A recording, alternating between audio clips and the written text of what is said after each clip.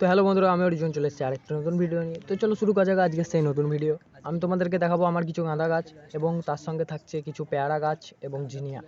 আমি তোমাদেরকে দেখাচ্ছি, সেগুলো তোমরা দেখো। এই দেখো আমার সেই গাঁদা গাছ। এই গাঁদা গাছগুলো আমার আগের বছরকার কিছু বীজ থেকে চারা বানিয়েছিলাম আমি, সেগুলোই ডাল ভেঙে বসিয়েছি।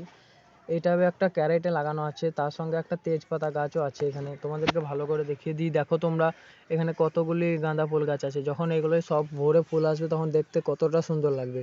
আর গাঁদা গাছগুলোর পাতাগুলো দেখো, একবারে এক একটা সব সবুজ এবং কুড়িও আসতে চলে এসেছে। এই দেখো আমার জিনিয়া গাছ, এই কালারটা খুব সুন্দর, কিন্তু যদি এই হলুদটার মতন হতো তাহলে অনেক ভালো লাগতো।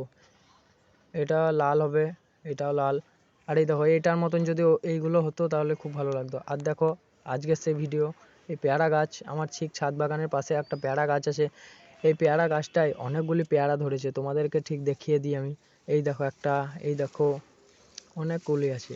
এই দেখো এইখানে দুটো আছে, ওই পাশে একটা, এবং এই এই দেখো এইখানে আছে।